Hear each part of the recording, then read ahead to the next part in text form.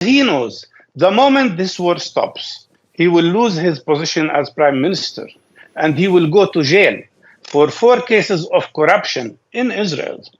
He will be judged for his failure on the 7th of October of preventing the attack of Hamas. And because of that, now he wants another war, another atrocity, another victims.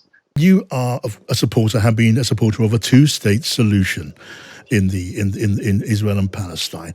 Is that goal, a two-state Palestine-Israel solution, now impossible, do you think? Netanyahu has made it Netanyahu has made everything possible to prevent the establishment of two-state solution, to kill the possibility of two-state solution through settlement building. As long as settlements are in the West Bank, there will be no two-state solution. It is very obvious.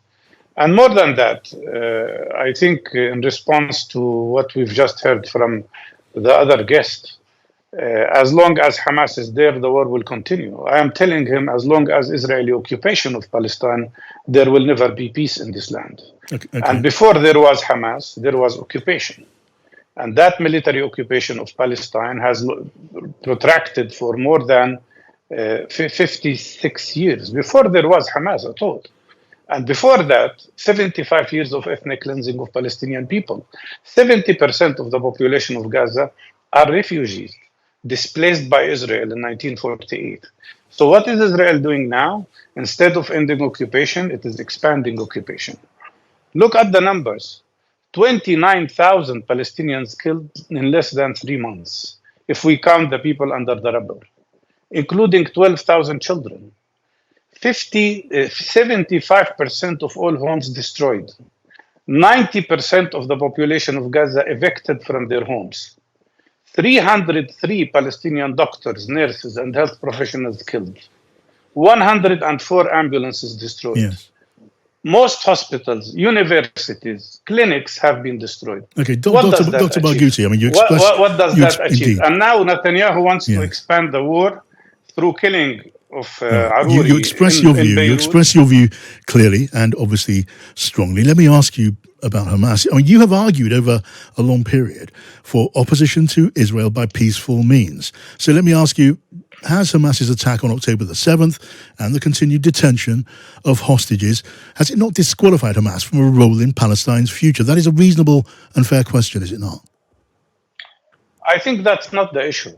The issue here, sir, forgive me. I would ask. I gave you an opportunity, sir, to express your view, which you did at reasonable length, and I didn't interrupt you. Many people listening to this will ask: did Hamas not disqualify themselves for a role in Palestine's future with the actions they've taken? Can you please not repeat the same question and give me the right to answer, please? May I? Doctor, I asked you a question, which I suggest was a reasonable one. Let me answer. I'm genuinely curious about your answer.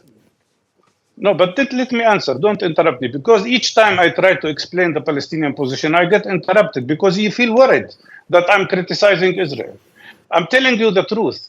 The truth here is that the problem has been the continuous occupation, oppression of another people. And that is there was history before the 7th of October. I do not accept the killing of any civilian, whether Palestinian or Israeli. But you can't keep talking about 30 Israeli children killed and not talk about 12,000 Palestinian children killed. We're all equal human beings.